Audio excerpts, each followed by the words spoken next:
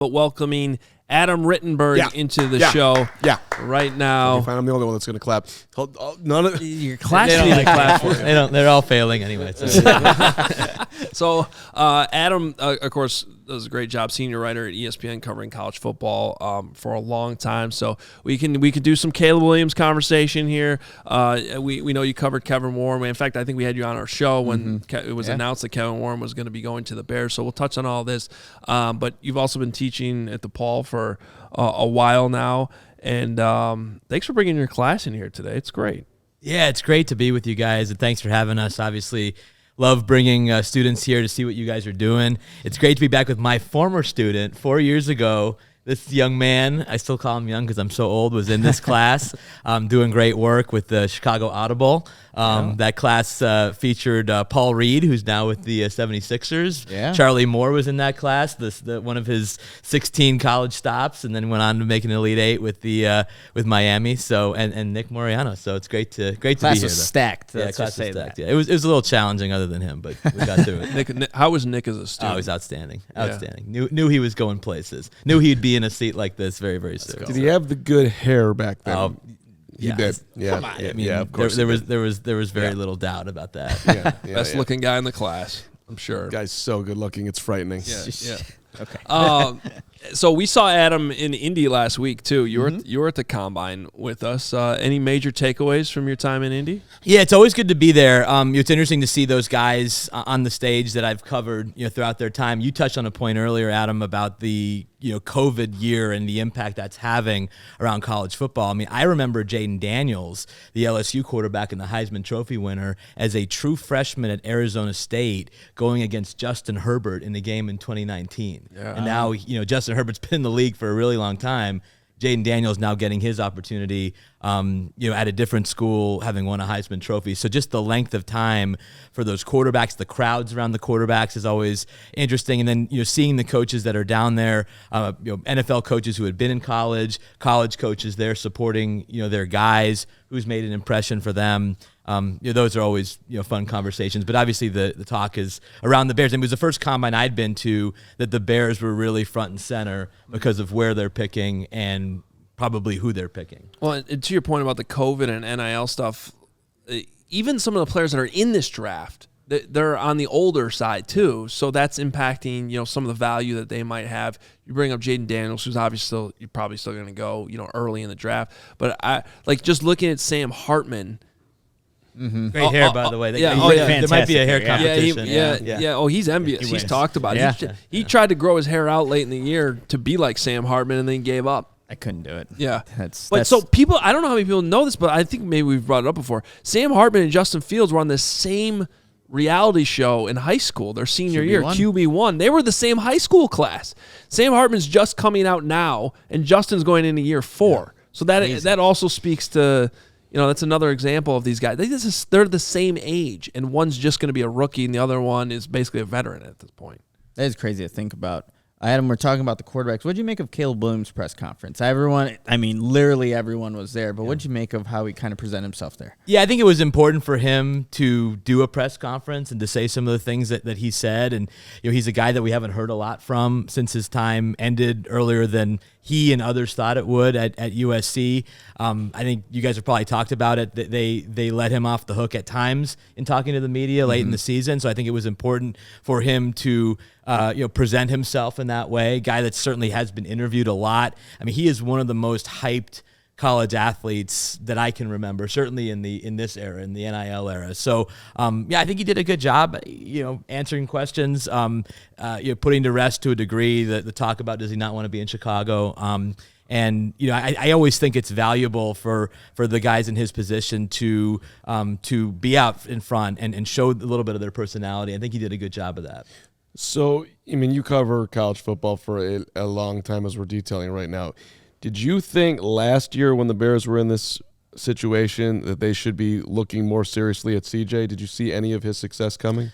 Yeah, I'm a big CJ fan, but I felt like the Bears did the right thing last year, especially with who they were able to get back and to bring in a premier receiver like they did. I'm a big Justin Fields fan. I was thrilled when the Bears were able to move up to take him.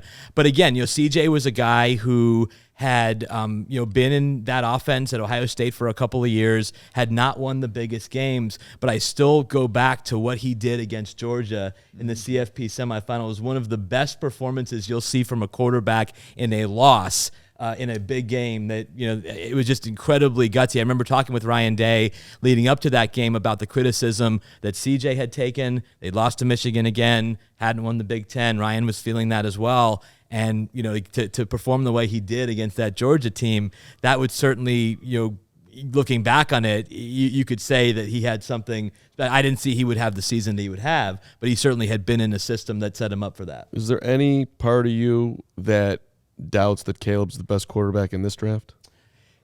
Jaden Daniels is interesting, right? I don't think it's Drake May, but I'm also, and this is probably, the residual of the Trubisky experience here, I really believe you need to start 2 years, full years in college to have that opportunity to have success at the next level. And Caleb essentially started 2.5 years. Jaden Daniels started, 4 years. Yeah. Right. And parts of 5 seasons. So he's a very interesting player. I could see him potentially having a higher ceiling, but I think Caleb is in many ways. I don't see a very low floor for Caleb. I think he's a guy that is going to be good and potentially elite. I don't think he's going to be bad.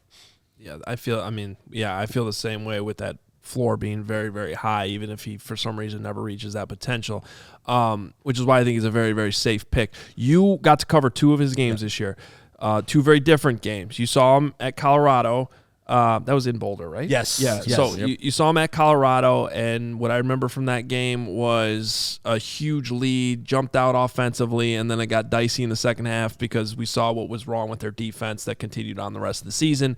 But that was a good game offensively. Then you saw the Notre Dame game in South Bend, which was probably his worst college game. Just what were your takeaways from the 2 games you saw in person? Yeah, so starting with the Colorado game, you're out in Boulder, and the scene before the games there is incredible.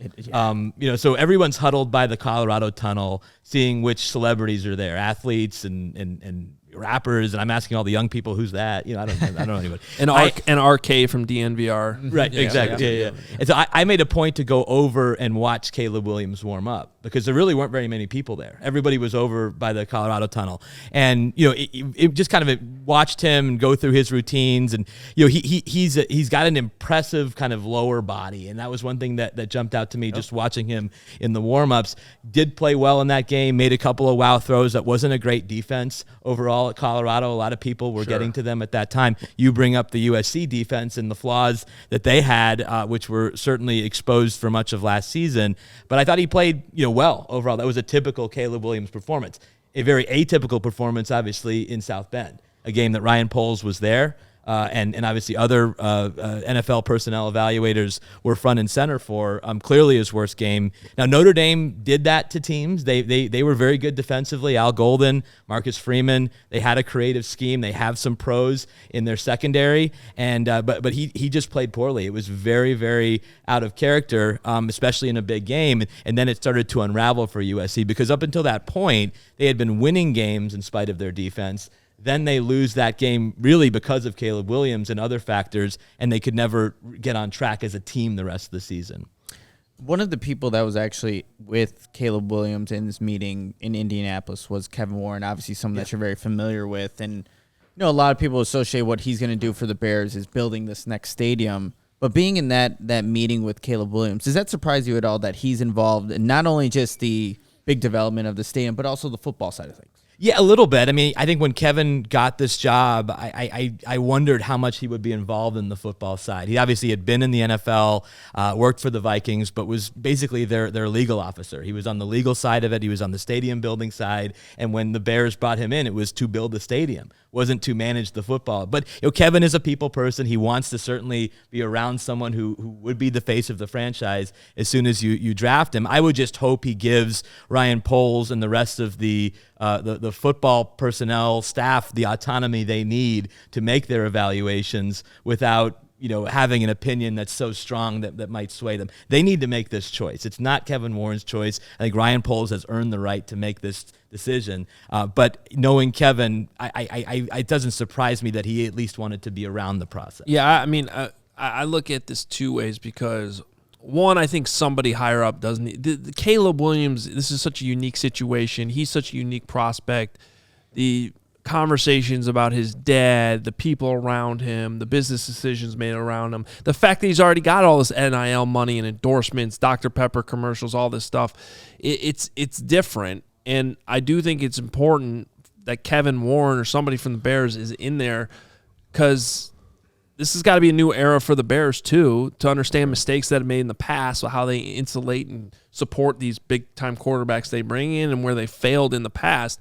On the other end, you don't want this to happen like it did last year in Carolina, where David Tepper, the owner, basically said, we're taking Bryce Young and do everything we can to get Bryce Young. And now they're regretting because they didn't get C.J. Stroud. They gave up DJ Moore. Now they can't get Caleb Williams. So it's always a fine line where you want them to be involved, but you don't want what we call meddling, right? And so it'll be interesting to see what Kevin Warren's role continues to be. But is there, just from what you've seen, you got to know Kevin covering the Big Ten. You're here in Chicago. You're paying attention to the Bears just a year plus into his tenure with the Bears. Like, has anything surprised you at all, or anything stand out to you? Not really. I think, again, the Big Ten was a hard fit for Kevin, and he took over at a really difficult time. Yeah. I think this is a much more natural role for him, to come in as a president and oversee an NFL franchise. He's comfortable with the NFL. I just think the stadium thing is going to be really interesting to see where that goes. And he did such a successful job with what happened in Minneapolis. Can he replicate that in Chicago? I've always felt that Chicago loses out on too many major sporting events because the facilities in this town aren't good enough. Can whatever is built, whether it's here or out in Arlington Heights or wherever you want to do it, can that be an elite facility that not only serves the Bears and their fans, but other types of events that Chicago is deprived of? It's going to be in Chicago, Adam. He's going to get it done. I have no idea how, and I don't really believe what I'm saying, but that's what I'm hoping for. All right. Bottom line, just to sum up the whole Caleb thing, is there anything that you know from his family to his talent to any rock that you came across when you were around USC that you like, yeah, no, don't do that? Yeah, I mean, the only thing is holding the ball too long. I mean, that's an issue that came up at times, and something that isn't going to serve him in the NFL if he doesn't correct some. He's got to get the ball out quicker. I know he wants to be Superman. I know he wants to make the highlight play. Can he make the normal play, the smart play, and feature what will seemingly be a better crop of receivers and tight ends than any Bears quarterback has had in a while? I mean, that's the thing. You're not only potentially drafting him, but you're surrounding him with a better group of assets than the Bears have had, at least that I can remember. Yeah, and that's going to scare some people because that's been what we've been talking about with Justin Fields for holding the ball too long. 3 years now. We've talked about some of the differences, and we don't need to get it all into it now. But there's that home run tendency with Caleb Williams, and also he obviously didn't have the best protection in the world too at USC, especially last season. Adam Rittenberg, thanks so much for being here. We all silly like the mayor.